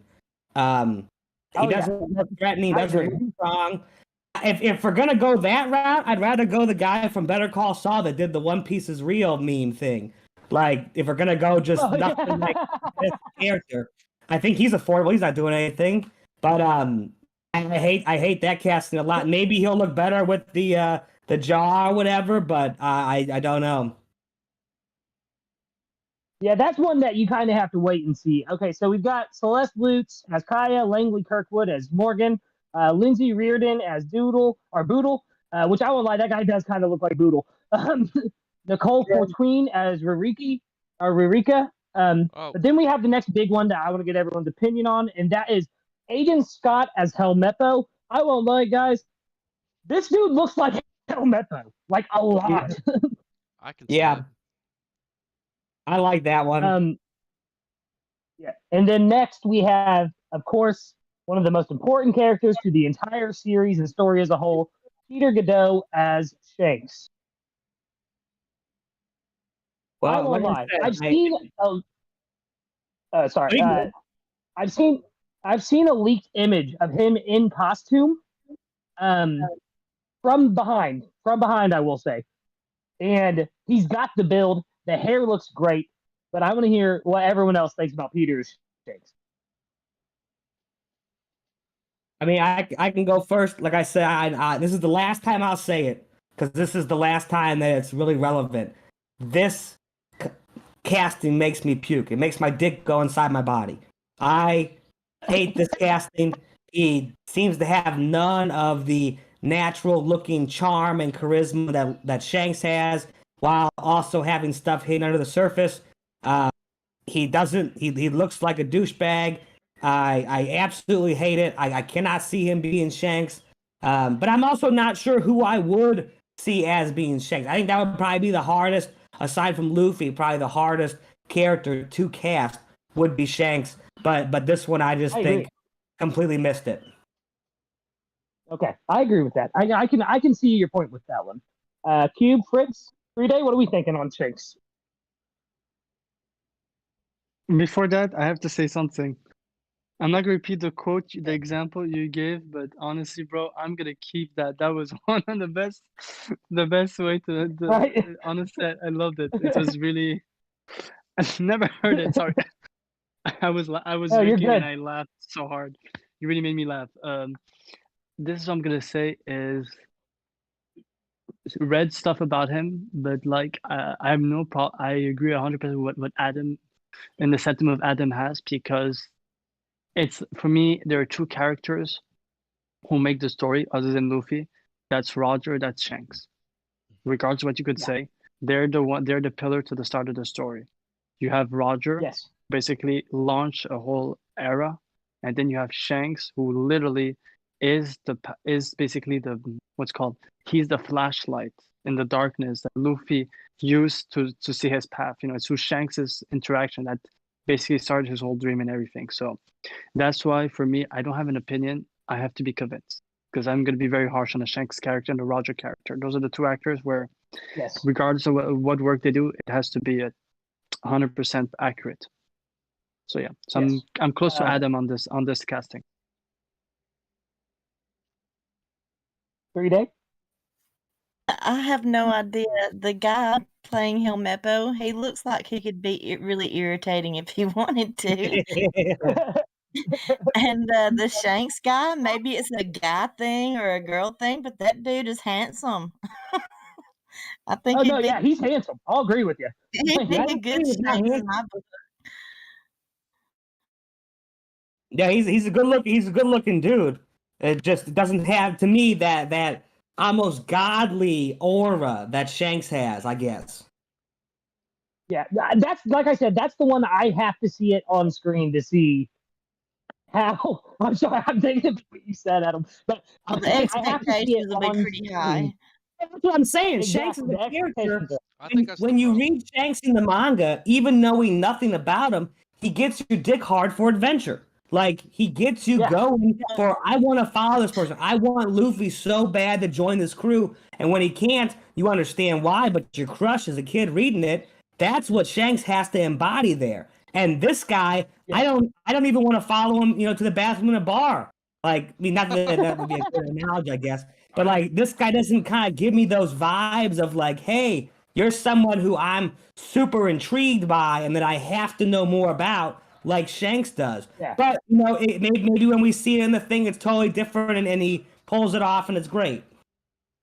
Yeah, I that's think true. a lot of Fritz? the issues with what you guys are saying come from the expectations and personal projections of these kind of characters existing in the manga and the anime, but also having real people. I Listen, thought the series was for us listen, fans. but also listen that there's also Hold on. people who you consider in your real life who are a mentor or some form of a Shanks or these other characters that you project that imagery onto. So like not every person you're going to see, and for a lot of you, Adam, it does seem like a lot of these are misses definitely, but there are a lot of expectations and self projections that are going to throw everybody off of a character they might even love.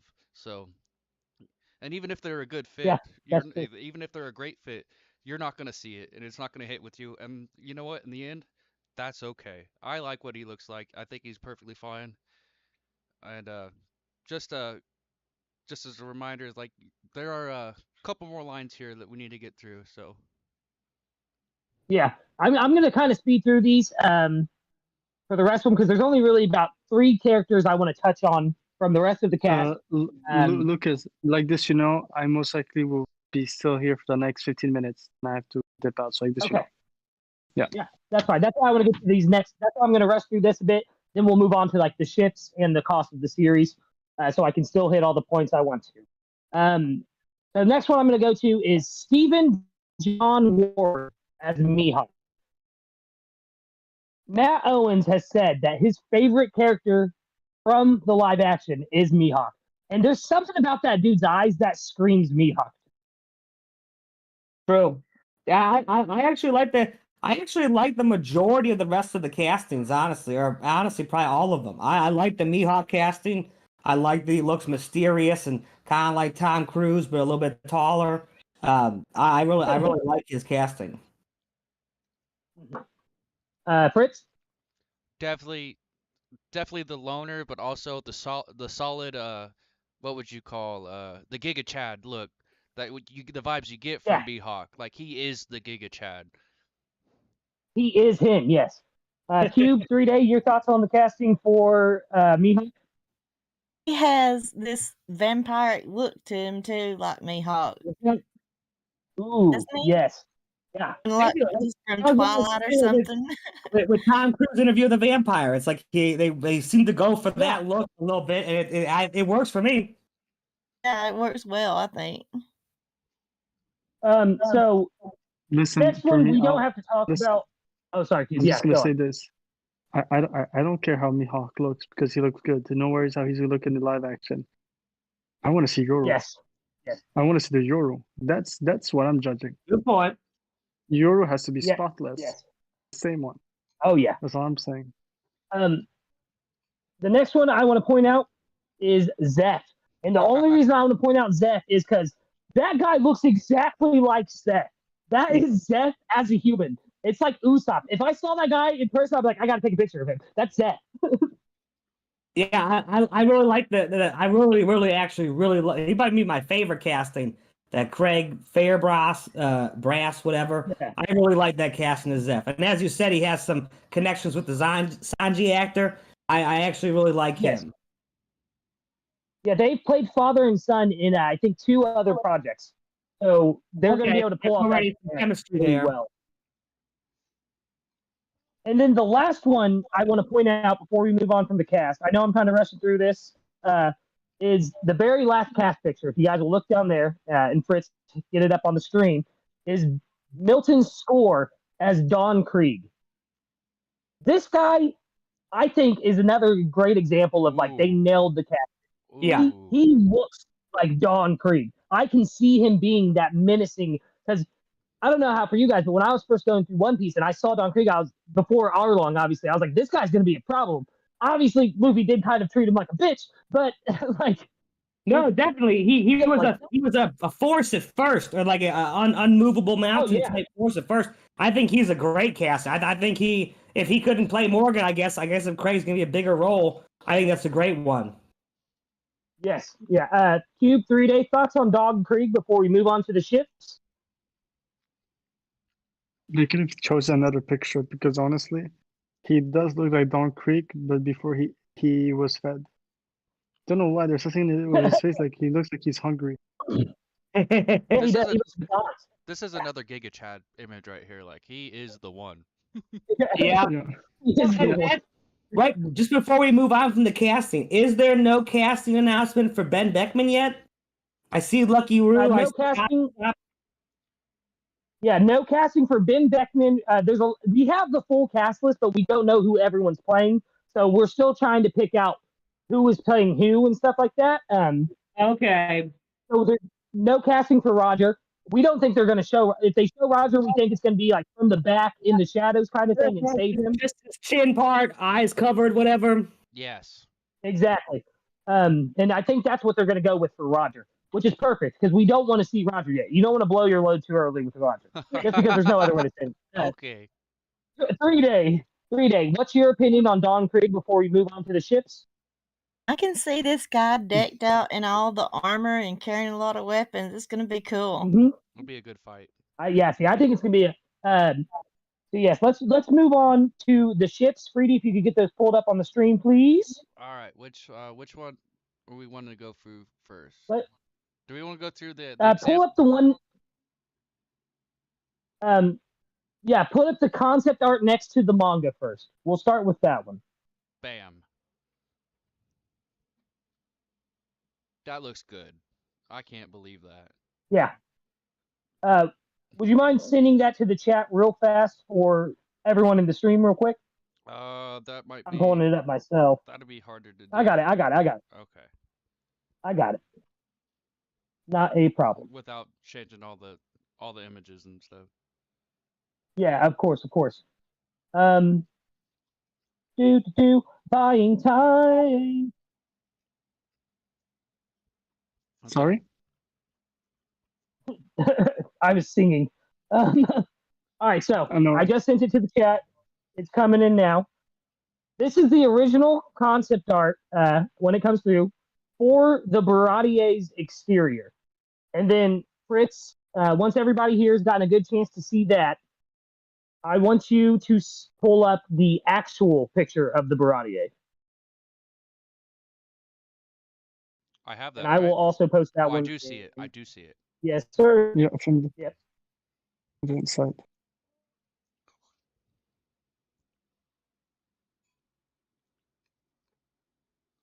And then I'm going to audience. Sorry, we should have done this beforehand, but like I said, I wanted to keep everybody's reactions genuine for you guys. It's the entertainer in my heart that does that.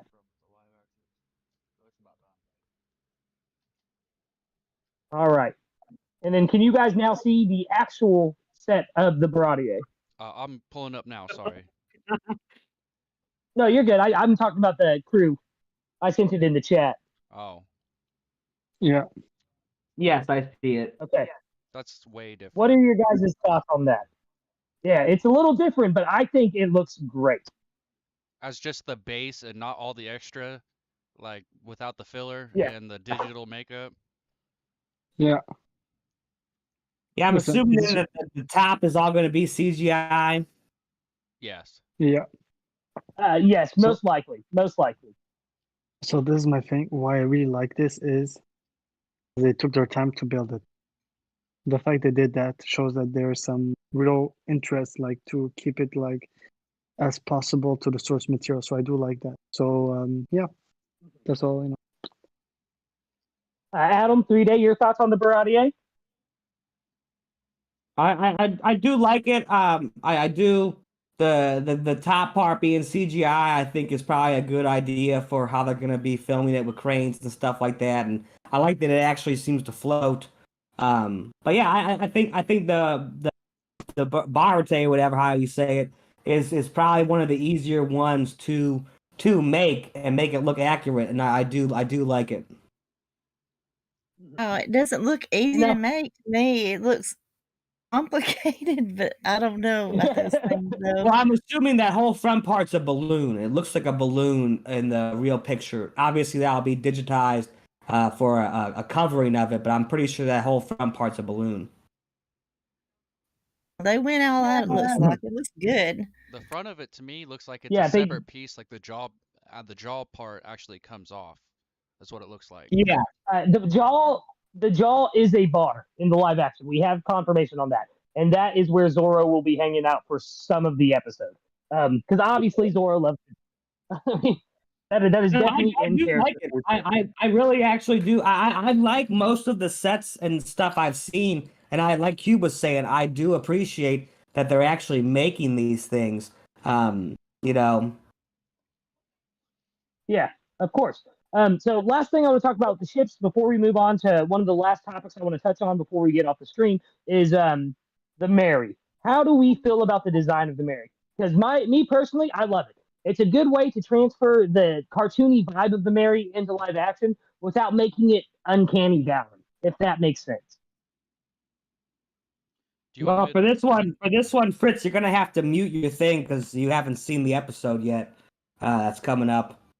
like So I will wait for that that. I'm on? Or I just take off your headphones. Do whatever. Whatever you do to not listen to, I'm gonna count down from 5, and then I'll message you No, back to you're listen. good. To You it. go right ahead. I'm a button away, bro. Okay, so the Mary, the way that the Mary looks with its mouth open, that scene that we all love, the main scene of the Mary, all I can imagine when it's being burnt down in the bottom of the ocean is that scene where Shoshana laughs during the Inglourious Bastards film. When she's the fire on the Oh. screen and she's laughing, that mouth, there is no way they're gonna be able to one convey emotion through that mouth anyway. But when that happens, if it happens in season 5 or 6, whatever, that is gonna look so hilariously funny.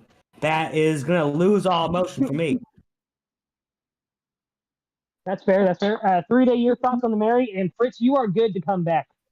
Someone message Fritz. Let him So know he's good. I'm good. I'm here painting through some of these other concept arts or the concepts structures of these other ships.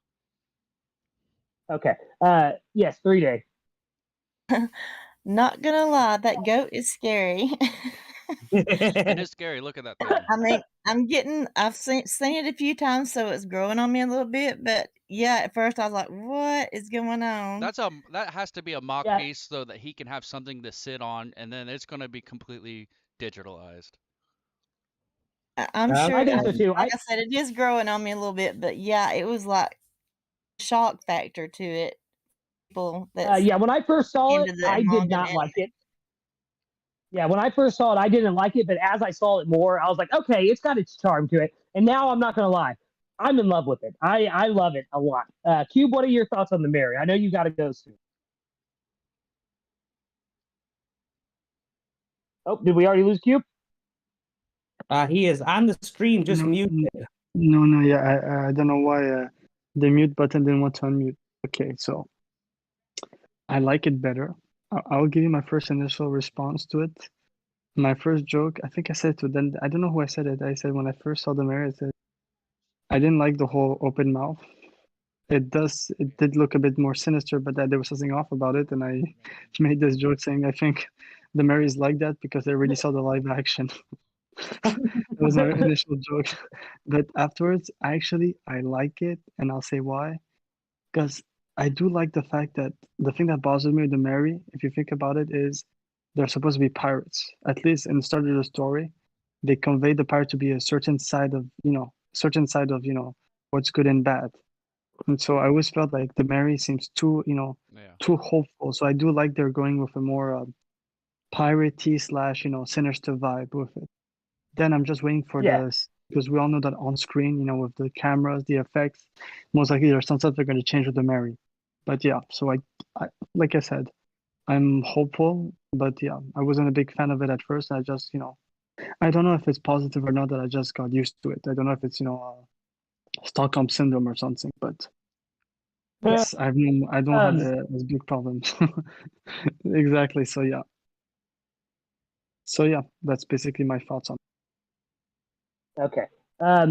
Adam, did you have something else you wanted to say? Oh, no. I mean, other than that, I do like the ship. I like the build of it in live action. I'm really interested to see what the Jolly Rogers are going to look like, period. And especially the Straw Hat one. I can show you that, actually. I have that. I'll do that after the stream because I don't want to put it up on the screen because copyright issues, obviously. Okay. I'm going to move to the next topic now, which is we kind of talked about Oda's involvement and Matt's involvement. We all know Matt is in the comic. And then the other showrunner is Steve Mayada, I think is how you say his name. He wrote a lot of Lost, which I know Cube and Adam, you guys are both big fans of Lost. Is that is that who's down here on my playlist? Yeah, you have pictures of both Matt Owens and Steve. The one in the blue? Yeah. Pull up that picture because it's adorable.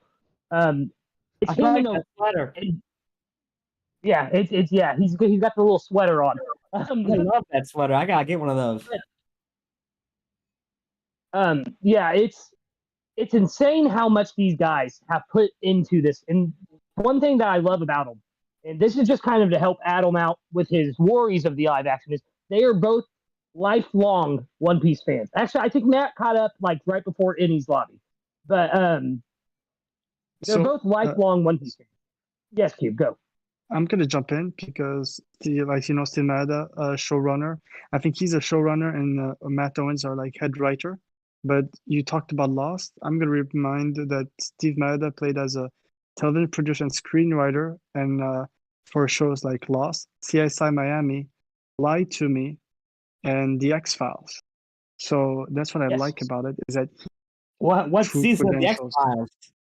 Yeah, but I do like, compared to the former live actions, people who are running it seems to be people who are just given on their first big opportunity. So I do like that he's a bit more seasoned than the rest.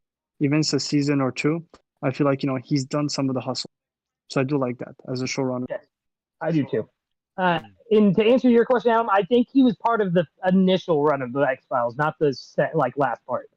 Well, even that, was it the first 3 or 4 seasons, which was some of the best television of all time, or season 6, 7, and 8, which was terrible?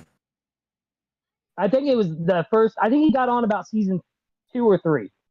Okay. So he was definitely part of that peak time period. I fully trust these guys. I'm not gonna lie. Both of them had to go through 3 interviews with Oda personally, one-on-one interviews with him, where he's like, "Can I trust you with this?" Because it's his baby. It's Oda's dream to bring this to live action. This is one of his dreams, is to bring this to live action. And if Oda trusts him, I think we should all trust them as well. Which is hard to say because it is Hollywood, and they do have a tendency to mess things up. Look at Light Turner in the Death Note movie from Netflix. That's terrible. William Dafoe killed it as Ryuk, but that is terrible. And what was the other guy that I have here? Oh, I remember his name. He's Matt Owens. Yeah. Oh! I think you're talking about the movie. No, sorry. No, God no. There's a reason I didn't bring it up earlier. What was the guy in the sweater's name? Steve Mayada. Yeah. So moving on from that, I want to tell you guys the budget of each episode and the episode titles. Each episode is reportedly between $10 and $12 million. This is one of the most expensive television series of all time. And obviously, a lot of that money went to sets and CGI and stuff. But these are the titles of every episode. Episode 1, obviously, Romance Dawn. I think we all saw that coming. Episode 2, and this is the only one where I can't pinpoint where it would be in the story, is called An Old Friend of Mine. That might be the Buggy episode because it's in reference to Shanks and Buggy being old friends. Yeah, I think so. Or Yeah, that's Zoro my- talking about Kuina. Oh yeah, it could be both. That would be a really good title to tie those two stories together. Actually, you're right. Episode 3 is Tell No Tales, which I think we all know who that is. That's definitely Usopp's episode. Mhm. Episode 4 is A Frog in the Well, and I That's think the- that is one of the. What's that, Hugh? Isn't that the Zoro? He Yeah, does that quote is- that in Fishman Island, but I think it's probably referring to Mr. the. Seven. Yeah, but It's- I was gonna say I think it's probably more Calidor and that whole kind of using like a well or a hallway to stop them from coming into the village. Because the only No, reason no, why guys. It's Sorry? Mihawk. Mihawk says that to Zoro. He says to Zoro, "To me, you are nothing but a frog in the well." I think that there's another episode title that sounds like it's gonna be more Mihawk, but I might be wrong. I might be misremembering. The next episode title is All Races in One Sea. So I'm thinking episode 4 and 5 will be a split joint episode for the Baratier, which, if I'm honest, that Yeah. definitely needs a 2-episode run. Yeah. And then episode 6 is Tangerine Groves. Mm-hmm. Episode 7 is Crewmates, which we do know that is what the translation of Nakama will be in the series. And then the 8th episode will be Grand Line. So pretty simple. I mean, it's all covering the East Blue Saga. Oh, so there's only 8 each- episodes. Yeah.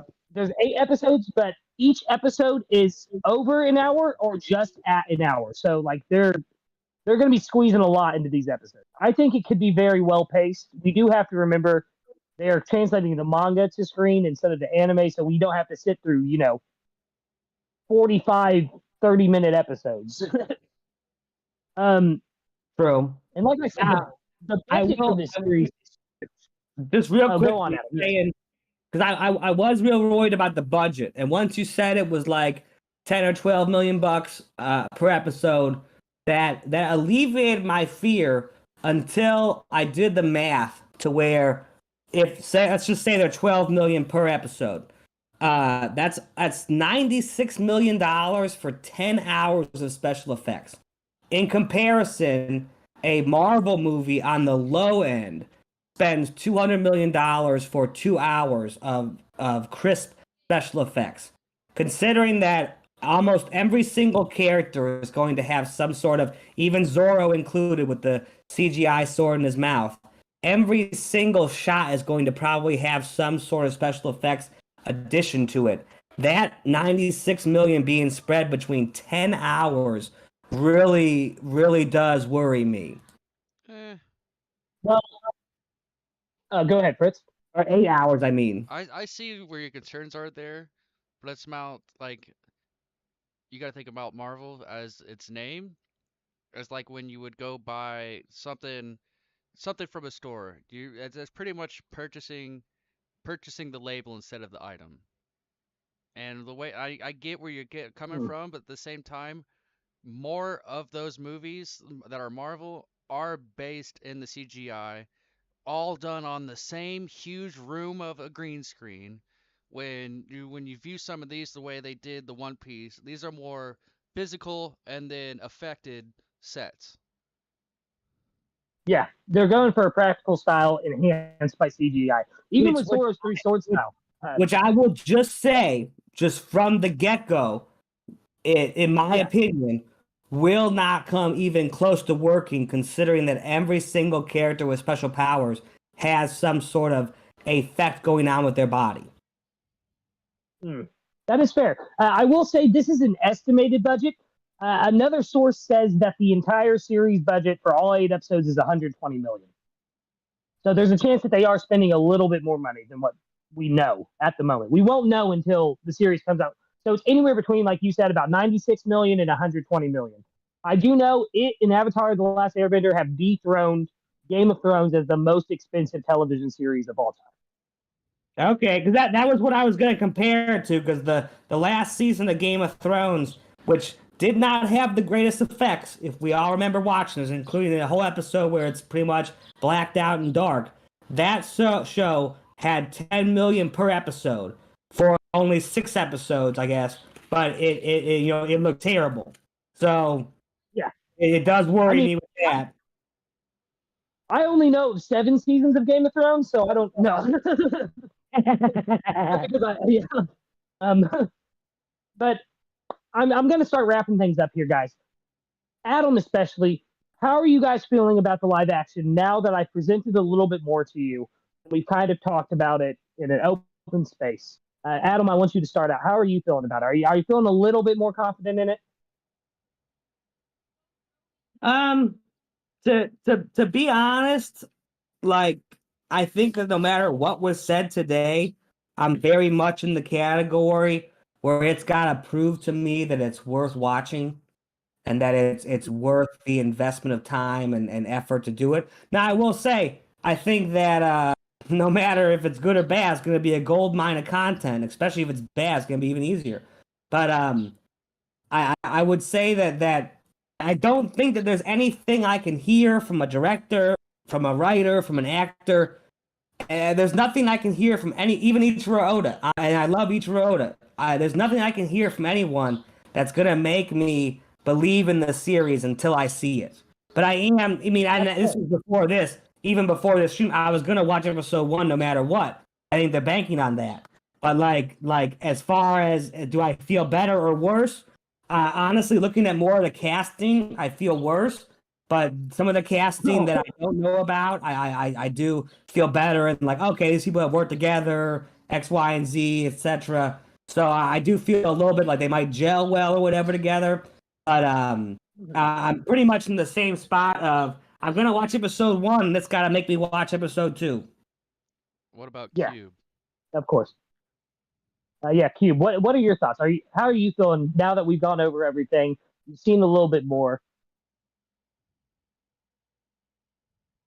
Listen, like I said, I'm a hopeful romantic, but we've all seen previous live action. You can give all the excuses we want in the world. One of the easiest live action to do in this world is Death Note. They failed. So, like I said, I'm a hopeful romantic, but as we say with live action, we forgive, but we never forget. That's how I'm going in with this. But I'm very excited, Everlast, and just keep an eye. Regardless if it's only 1 season, the stuff that they've added to keep an eye out, I'm really excited for that part. As a Furious, it's one of the things I'm very excited about. Fritz, how are you feeling on the live action? I feel like this. I know you were excited before, but I feel like now this that we've will talked be the about it a live lot action. more. It'll be the one that steps up new expectations for live actions. It has a chance to step up to where the MCU is, which is a comic / cartoon based into real life. You don't consider Marvel movies live action, but technically it is. And this will be the one that steps up this genre to that level because of the way of the firm hand that has been gripped around it to control that it ends up there.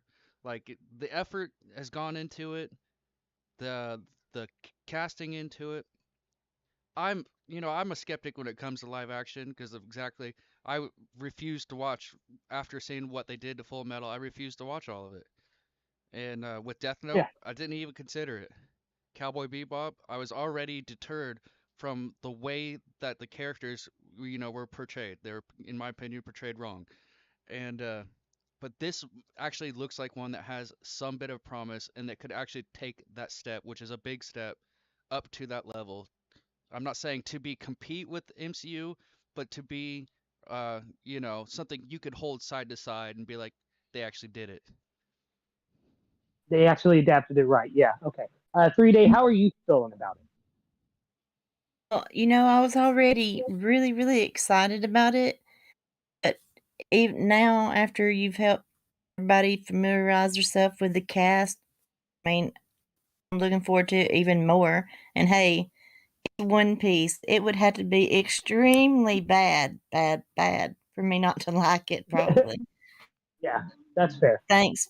I a will. lot. I appreciate that. I'm going to say this, and then I think this is a good time to end the stream. This is what I'm going to say in closing, though. I trust in the Oda that trusts Matt, Steve, to handle this properly. After pouring through hours and hours of footage of the cast just hanging out, pouring through footage of the cast talking to each other and presenting themselves in certain ways, I have faith in them as well.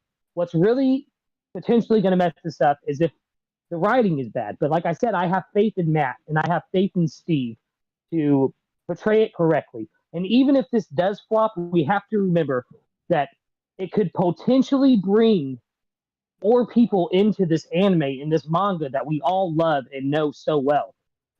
And like I said, even if it does fail, they'll see it and be like, man, that was kind of okay, but I want to see the rest. I want to see what happens after they got to the Grand Line. I want to see. So even if it doesn't get one season, even if it's amazing and doesn't get one more season, it will still do its job of introducing more and more people to One Piece. And I think that's a beautiful thing because everyone should know the story that Oda has put on the paper. And like I said, with that, I'm going to close it out.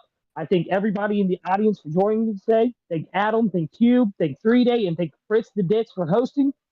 We will see you guys on the next stream. And before I end this, I want to thank Straw Hat Lucas for taking the time to pour his knowledge and his search into these receipts to bring what he brought today. And everyone here is greatly appreciated. Yes, absolutely, Lucas. You did a great job. You did a great job with your points and then bringing everything. Yeah, I want to thank, everyone in the chats, everyone who was here, Lucas for your work, but also I'm gonna say this. I also want to thank everyone in our stream right now, their stream right now, who are basically, we were all very honest on our stuff. We did not sugarcoat, which I liked it because I think we had a very helpful discussion about it. We had the highs and the lows, and the middle ground as well. So, great discussion. I agree. Yes, I agree entirely. All right. Thank you guys so much for watching, and we will see you guys Friday for D&D. Get ready for it. Yeah, earlier for the new chapter release. Either it's on Wednesday or Thursday. Yeah, yes, we will see you for chapter release. Of course. Yes. Okay. Yes, of course. Yeah. It's going to be a